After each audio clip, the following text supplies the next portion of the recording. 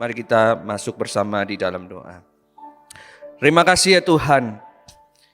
Pujian ini mengingatkan kami akan keyakinan iman kami, keteguhan kami terhadap Tuhan. Terima kasih untuk pujian yang sudah boleh kami nyanyikan. Terima kasih untuk doa yang sudah boleh kami doakan. Terima kasih untuk refleksi yang Tuhan sudah boleh izinkan. Dan sekarang waktunya kami mendengarkan yang terbaik daripada Tuhan. Tuhan tolong sertai dan berkati biarlah firman Tuhan yang singkat ini boleh memenuhi hati kami, memperlengkapi kehidupan kami, dan boleh menuntun kami di dalam ke jalan yang benar. Terima kasih ya Tuhan, berkati kami semua dan berkati hamba-Mu yang menyampaikan. Di dalam nama Tuhan Yesus Kristus kami berdoa. Amin. Shalom, selamat malam Bapak Ibu yang dikasihi oleh Tuhan. Sungguh bersyukur saya boleh diberikan kesempatan sekali lagi untuk boleh menyampaikan firman Tuhan di tempat ini. Firman Tuhan pada malam hari ini diberikan sebuah judul kasihnya hebat atas kita. Kasihnya hebat atas kita. Yang merupakan serangkaian daripada seri khotbah mengenal Allah. Nah, saya tampilkan di layar supaya Bapak Ibu juga bisa mengingat kembali. Jadi bulan ini, sepanjang bulan ini kita belajar tentang mengenal Allah. Yang pertama kedaulatan Allah dan kehendak bebas manusia disampaikan oleh Pak Sin Leong ya. Lalu kemudian minggu lalu menghayati kemahatauan dan kemahadiran Pendeta Alek. Hari ini kita belajar tentang kasihnya hebat atas kita, dan kita minggu depan belajar tentang murka Tuhan terhadap Usa maupun Allah tidak lalai menepati janjinya. Serangkaian ini kiranya memperlengkapi kita semua untuk kita boleh sama-sama mengenal Allah. Dan hari ini kita belajar tentang kasihnya hebat atas kita. Bapak Ibu, di dalam kehidupan kita, akhir-akhir ini dan di zaman ini, khususnya setelah COVID, ada satu bisnis yang bertumbuh sangat pesat. Ada yang bisa tebak salah satu bisnis itu bisnis apa? Apa Bapak Ibu? Online, bisnis online. Ya itu salah satunya. Tapi ada satu lagi yang berkembang lebih pesat selain bisnis online. Ya. Kalau Bapak Ibu perhatikan, salah satu bisnis yang sedang menjamur di negara kita bahkan di dunia adalah bisnis yang namanya asuransi Bapak Ibu. Orang-orang itu pada seneng kalau kemudian bisnis asuransi.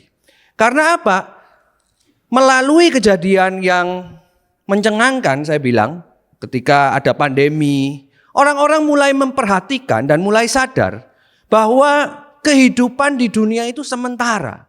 Dan bukan hanya sementara, tetapi kehidupan di dunia itu tidak bisa kemudian ada orang yang bisa menjamin segala sesuatunya itu berjalan baik-baik saja. Bisa jadi memang orang itu tidak akan mengalami kematian, tetapi tidak ada yang bisa menjamin orang itu tidak mengalami kecelakaan, bukan? Maka bisnis ini menjadi bisnis yang menjamur.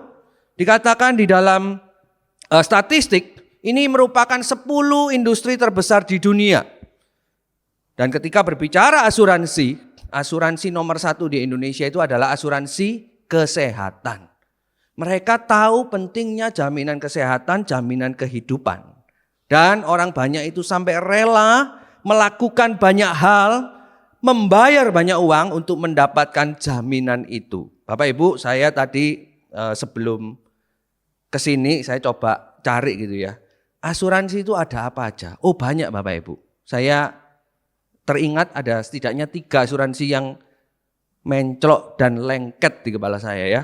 Yang pertama dikatakan ada asuransi kaki. Nah, menarik ya, kok ada asuransi kaki? Oh ini, terus saya baca asuransi ini biasanya untuk atlet ya, pemain bola. Oh, masuk akal ya, asuransi kaki. Lalu yang kedua ada asuransi tangan. Saya kaget, kaki diasuransikan, tangan diasuransikan. Lalu saya baca, asuransi tangan adalah untuk pekerja-pekerja yang melakukan pekerjaan berbahaya. Masih masuk akal. Yang terakhir ini, yang gak masuk akal, asuransi kumis Bapak Ibu. Loh beneran ada. Kumis itu diasuransikan loh. Saya baca yang mengasuransikan itu atlet juga sampai rela membayar jutaan dolar. Asuransi untuk kumis loh. Kumis itu enggak kekal. Kumis itu nanti dipotong. Bahkan kalau tua ya nanti hilang-hilang sendiri. Tapi ada asuransinya karena orang itu mau untuk mendapatkan jaminan. Tapi sayangnya Bapak Ibu, baik kumis, baik kesehatan, baik kehidupan atau asuransi jiwa, itu sementara Bapak Ibu. Setiap kita akan mengalami realitas yang namanya kematian.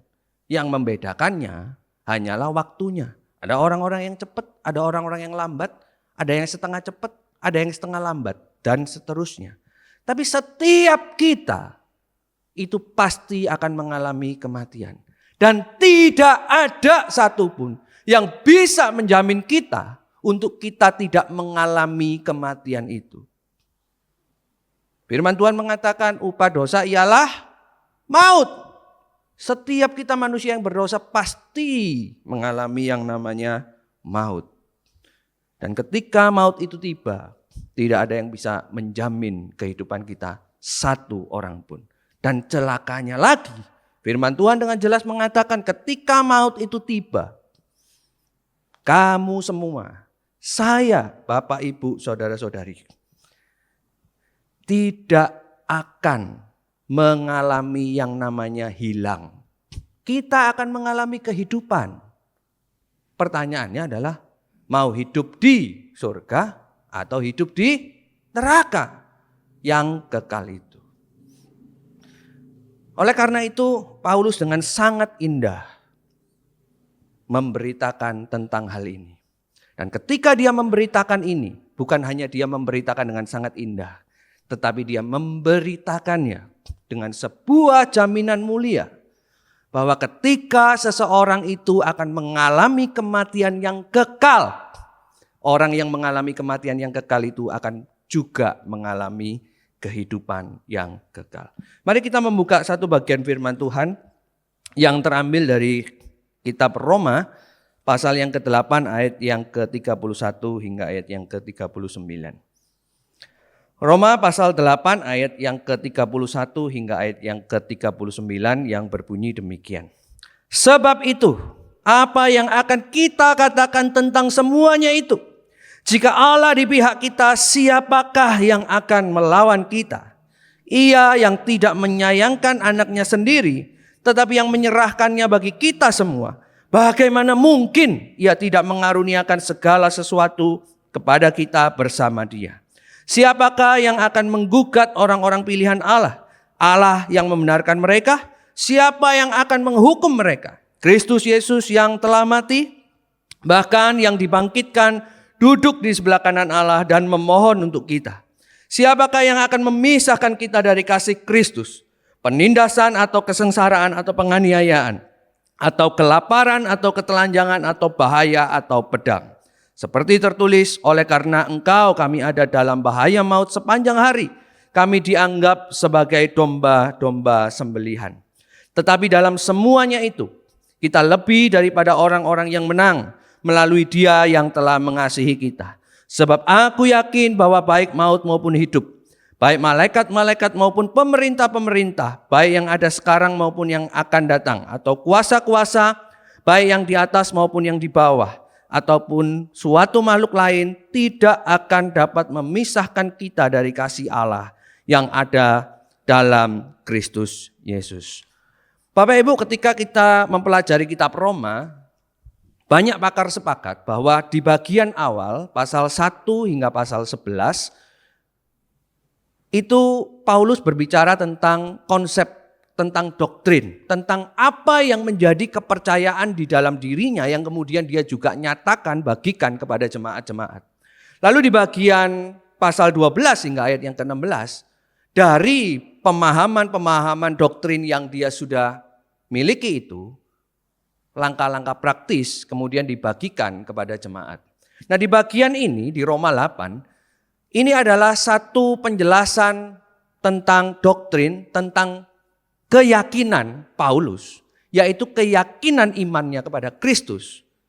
Di mana ketika seseorang atau Paulus sendiri percaya kepada Kristus, dia akan mendapatkan sebuah jaminan mulia. Seorang penafsir yang bernama Michael Bird menuliskannya dengan sangat bagus di dalam sebuah tabel. Michael Bird mengatakan ini yang menjadi isi daripada Roma 8 ayat 31 sampai 39. Yaitu ketika Paulus menjelaskan apa yang menjadi kasih Allah yang hebat, yang kemudian menjadi dasar kepercayaannya, dasar keyakinannya akan jaminan mulia itu. Nah, kalau kita memperhatikan di ayat yang ke-31 sampai 32, dia menggunakan retorika, jika Allah di pihak kita, siapakah yang dapat melawan kita? Lalu kemudian dijawab, tak seorang pun. Mengapa? Karena Allah yang tidak menyayangkan anaknya sendiri, masa dia tidak memberikan segala sesuatunya kepada engkau? Pasti tentu. Ayat 33, siapakah yang akan menggugat orang-orang pilihan Allah? Tidak seorang pun. Mengapa? Karena Allah juga yang membenarkan mereka. Ayat 34, siapa yang akan menghukum mereka? Dijelaskan tadi kita baca, tentu bukan Kristus. Justru Kristus itu mati, bangkit dan menebus manusia. Lalu ayat 35 sampai 37, siapakah yang akan memisahkan kita dari kasih Kristus? Tidak seorang pun. Mengapa? Karena kasih Allah membuat kita lebih dari orang-orang yang menang. Bapak Ibu, ketika kita melihat ini, tentu kita juga perlu memahami bukan hanya sekedar retorika Paulus. Tetapi sebetulnya retorika Paulus yang Paulus jelaskan ini adalah pemahaman Paulus sebagai orang Yahudi asli yang memang memberitakan Injil juga kepada jemaat-jemaat Yahudi tentang apa yang terjadi di Perjanjian Lama. Michael Bird juga mengatakan bahwa pertanyaan-pertanyaan ini itu sebetulnya adalah pertanyaan-pertanyaan yang dimengerti oleh orang-orang Yahudi di dalam Perjanjian Lama. Dia mencontohkan ketika dia menuliskan, jika Allah di pihak kita, siapa yang dapat melawan kita? Ia yang tidak menyayangkan anaknya sendiri dan seterusnya. Itu sebetulnya merupakan ingat-ingatan dari Perjanjian Lama, khususnya di dalam Kejadian 22 ayat 12 sampai 16. Kisah apa itu? Itu adalah kisah tentang Abraham dan Ishak. Yang Abraham diminta untuk mempersembahkan Ishak. Imannya diuji. Lalu kemudian ketika dia mempersembahkan Ishak, Allah sendiri yang kemudian mencegahnya dan kemudian memberikan korban bakaran itu untuk menjadi pengganti Ishak. Ingat-ingatan itu sekarang dipakai oleh Paulus tentang Kristus. Allah itu mengasihi sehingga harus ada korban. Tapi kalau kemarin Abraham itu mempersembahkan Ishak dan tidak jadi, Allah mempersembahkan anaknya yang sesungguhnya dan jadi. Ini adalah korban yang sempurna, seolah-olah Paulus ingin mengatakan hal itu. Dan bukan cuma sempurna, tetapi Allah ini mengalami kerugian yang sangat, dalam tanda kutip ya, demi kasihnya kepada manusia. Jika demikian, siapakah yang bisa melawan kita? Lalu kemudian ayat 33, siapa yang akan menggugat orang-orang pilihan Allah? Ini juga sebetulnya ada di dalam Perjanjian Lama. Kalau kemudian kita bisa memperhatikan Mazmur nomor 44 ayat 23. Ini adalah Mazmur yang dituliskan kepada orang-orang pilihan Allah yang merasa, aku ini orang pilihan Allah, tetapi kenapa aku ini mengalami kesulitan yang begitu banyak. Dan pada akhirnya di dalam pasal 44 nomor 44 dikatakan Allah sendiri yang akan menjadi pembela. Dan inilah juga yang dipakai oleh Paulus untuk mengajarkan itu kepada jemaat-jemaat di Roma. Untuk mengingat kembali, ini adalah penggenapan daripada Perjanjian Lama. Lalu kemudian Yesaya 50 ayat 4 sampai 9, 53 ayat 12 juga mengatakan yang sama. Ketika Kristus datang, dia akan menjadi jaminan mulia, dia yang akan menebus dosa, dan Allah sendiri yang memberikan korban yang sempurna itu kepada manusia. Bapak Ibu masih ingat tentang asuransi tadi ya? Saya pernah ngobrol dengan seorang hamba Tuhan tentang asuransi. Saya ngobrol begini, kira-kira asuransi mana yang terbaik yang bisa saya pilih untuk memberikan jaminan yang paling bagus dengan harga yang paling rendah. Betul ya Bapak Ibu ya? Lalu saya itu kepikiran gini, dia jawab satu merek. Oh, asuransi yang paling bagus tuh merek A gitu ya, merek B karena ini. Ternyata enggak Bapak Ibu. Dia memulai dengan sebuah kalimat begini. Pak Wong mesti ingat ya. Tidak ada satu asuransi pun yang mau rugi. Nah, itu perkataan kalimat itu nemplak saya. Iya ya. Saya itu bisa milih asuransi yang terbaik. Tapi ingat, semua asuransi tidak mau rugi. Makanya bagi Bapak Ibu yang barangkali hari ini punya asuransi, tahun ini naiknya banyak ya Bapak Ibu ya, ratusan persen. Kenapa? Semua perusahaan asuransi tidak mau rugi, tetap mau untung. Tapi yang dilakukan oleh Allah ini tidak demikian. Dia itu mau rugi demi Anda dan saya. Maka seorang pernah berkata begini, anugerah Allah itu gratis, tapi bukan gratisan. Betul. Anugerah Allah itu diberikan gratis, tapi bukan gratisan. Karena itu sangat-sangat berharga yang kita tidak bisa bayar. Sehingga dia memberikannya kepada kita gratis. Dan kita yang menerimanya harusnya bersyukur dan yakin akan jaminan mulia itu. Inilah berita yang dikatakan kepada kita di dalam Roma 8 ayat 31 hingga ayat yang ke-39 ini. John Stott berkata begini ya tentang hal ini. Roma 8 ayat 31 sampai 39. Jaminan mulia diberikan untuk setiap orang yang percaya kepada Kristus sebagai bentuk kasih Allah yang hebat atas manusia. Bapak Ibu, di dalam kehidupan ini saya diberikan kesempatan ya untuk mengenal setidaknya saya tahu ada 3 orang ya. Yang pertama tidak ingin disebutkan namanya, yang kedua Semu Syuyung, dan yang ketiga namanya Bapak Ayin. Ketiga orang ini memiliki sesuatu yang sangat berkesan di dalam hati saya. Dan tiga-tiganya punya kesamaan.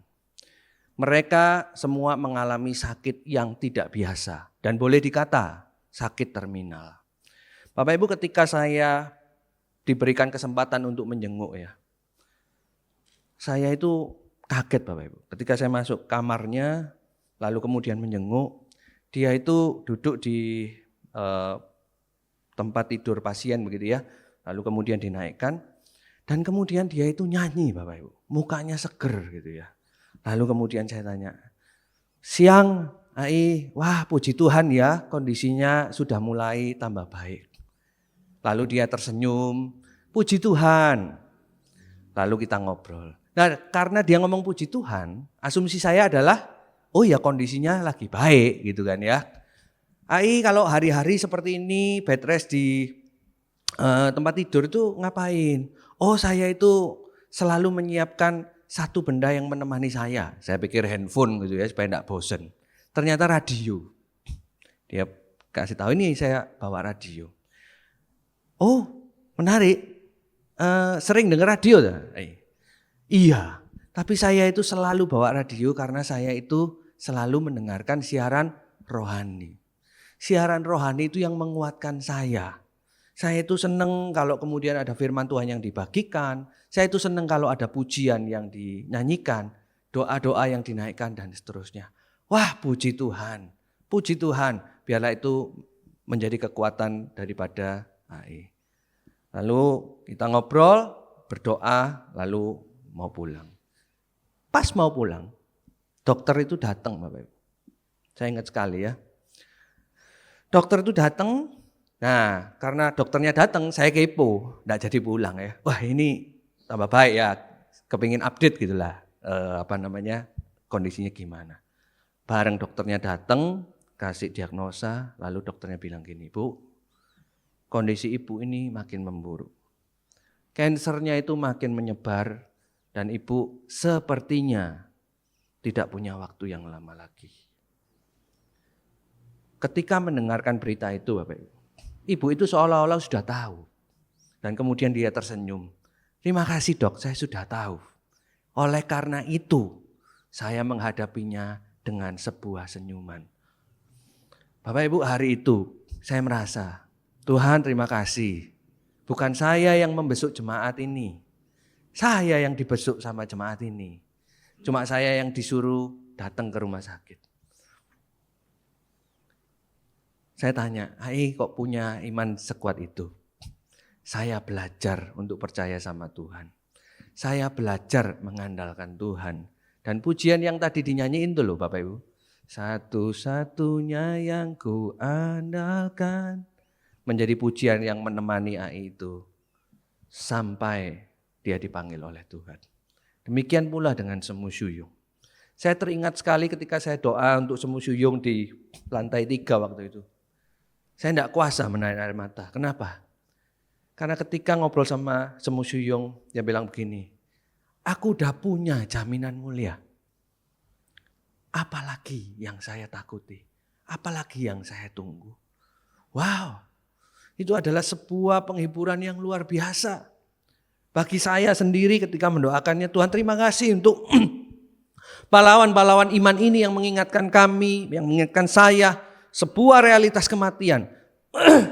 Tetapi yang juga mengingatkan saya sebuah realitas tentang jaminan mulia ketika hidup di dalam Kristus. Yang terakhir, seorang yang bernama Ko Ayen. Barangkali Bapak Ibu yang ada di sini juga tahu kisahnya. Dia mengalami sakit yang sangat unik.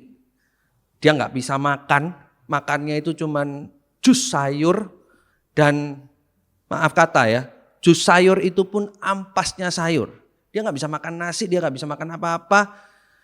Hidupnya sangat-sangat sulit. Dan dia mengalami yang namanya antibodinya menyerang diri sendiri itu ya. Autoimun ya.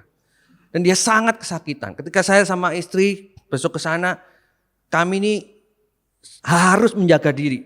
Pintu itu nggak boleh dibuka, kalau ada debu dia bisa sakit. Kalau kemudian ada sesuatu dia bisa kena sakit. Dan tubuhnya itu kering, dibalut tulang, dia harus berbaring. Tetapi ketika dia mengalami semuanya itu, dia sharing kepada kami, saya sama Pak Min gitu ya. Dia bilang, awal-awal frustrasi, awal-awal saya bertanya. Tapi semakin kesini saya tahu saya ada untuk rencana yang Tuhan boleh sediakan. Wow, Bapak Ibu. Nanti kalau ada kesempatan ya, saya memang berencana untuk rekam kesaksiannya, barangkali nanti bisa menjadi berkat bagi kita semua. Tolong doakan supaya kami punya kesempatan untuk merekamnya. Karena ketika kita mau merekam, selalu waktunya sulit karena dia harus menyesuaikan dengan kondisi kesehatannya yang sulit itu juga ya. Tapi ketika orang ini memberitahukan kepada kita bahwa seseorang yang punya jaminan mulia adalah seseorang yang mau menjalani kehidupan ini dengan tabah, dengan kuat, bahkan boleh saya bilang dengan gagah perkasa.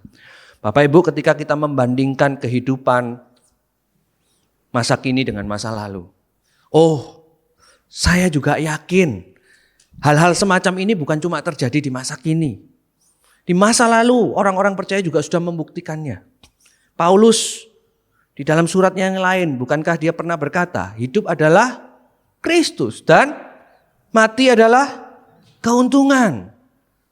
Ini bukan perkataan yang cuma kalau bahasa Surabaya ngomong abang-abang lambe atau epok-epok. Enggak. Ini adalah perkataan dengan meyakini apa yang kita baca. Mati adalah keuntungan. Karena di dalam Kristus kita mendapatkan jaminan mulia. Karena kasih Allah yang besar atas hidup manusia, dia dapat berkata demikian. Orang-orang Kristen pada masa lalu itu ditarung sama binatang buas. Orang-orang Kristen pada masa lalu itu digoreng dengan minyak. Dan dianiaya sedemikian rupa. Tetapi di dalam penganiayaan itu mereka selalu menjalani semuanya itu bukan dengan satu kepala yang tertunduk. Tetapi justru mereka menghadapinya dengan senyuman. Karena justru ketika mereka menghadapi semuanya itu, mereka berjumpa dengan Tuhan dan memiliki pengharapan kepada Tuhan.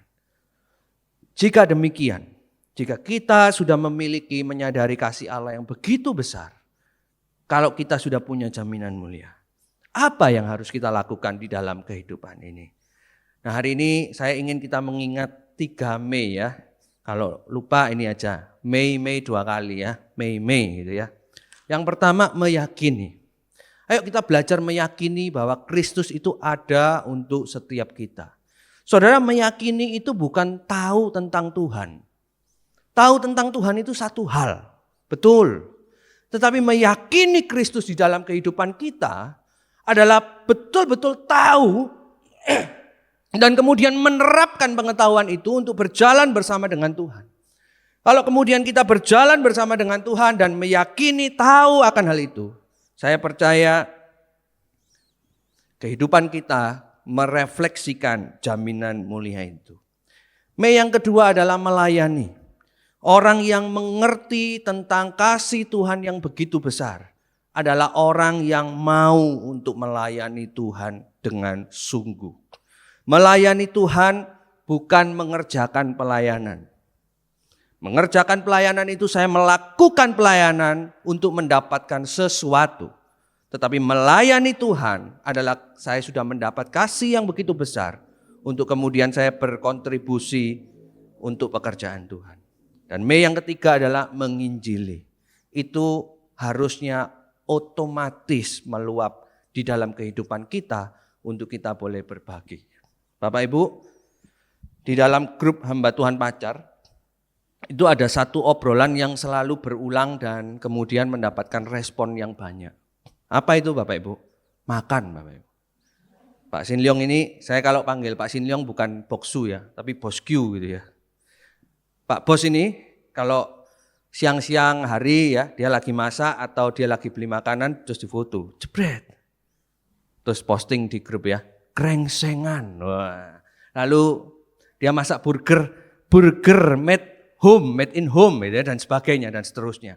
Penginjil Denny buka ada lapak buka baru, diskon 50%. Nah, pasti udah langsung di capture, dimasukkan di grup, langsung dibagikan. Bapak Ibu enggak ada yang nyuruh bosku ini untuk berbagi makanan. Enggak ada yang nyuruh Pak Denny untuk berbagi makanan. Tapi mereka otomatis berbagi itu. Kenapa? Karena tahu ini ada berkat, ini ada sesuatu yang baik, bahkan ini ada sesuatu yang kamu enggak punya toh, tak iming-imingi kira-kira gitu. Supaya kamu juga ikut menikmatinya. Enggak ada yang nyuruh, tetapi itu keluar dengan sendirinya. Saya percaya Injil juga demikian. Kalau kita punya jaminan mulia, kalau kita tahu kasih Allah yang begitu hebat, sama seperti Paulus mengalaminya, kita akan otomatis bercerita, bukan?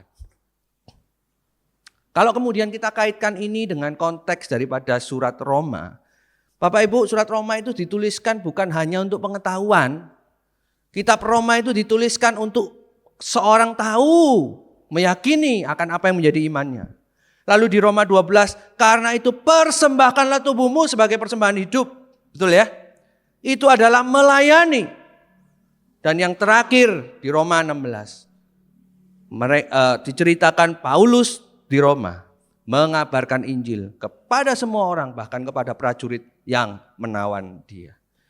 Maka pesan ini, Mei ini, kita mesti ingat ya, yang menjadi aplikasi bagi kita pada malam hari ini. Mari kita pulang dengan meyakini akan Injil Kristus, jaminan mulia itu dan kasih Tuhan yang begitu besar.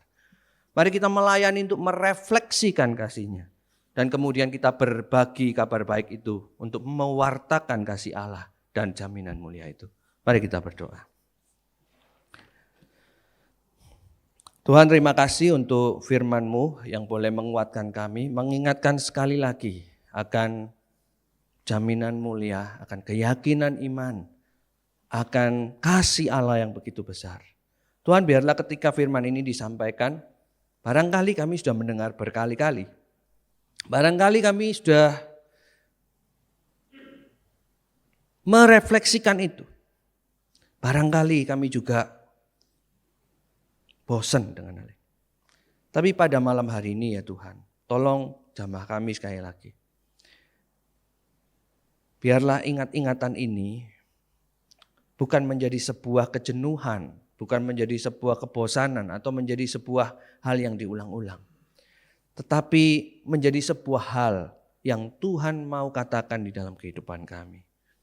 Justru Tuhan, ketika ini diperkatakan berulang-ulang, berikan kami hati yang bersyukur, supaya kami boleh melihat bagaimana Tuhan boleh mengingatkan kami akan apa yang penting di dalam kehidupan ini. Jaminan kami bukan pada asuransi, bukan pada harta, bukan pada kognitif kami, kepandaian kami, atau hal-hal di luar Tuhan. Jaminan kami hanya ada di dalam Kristus. Dan jaminan itu yang akan mendefinisikan kehidupan kami untuk kami boleh keluar menjalankan kehidupan ini. Terima kasih ya Tuhan. Meteraikan firman ini di dalam nama Tuhan Yesus Kristus kami berdoa. Amin.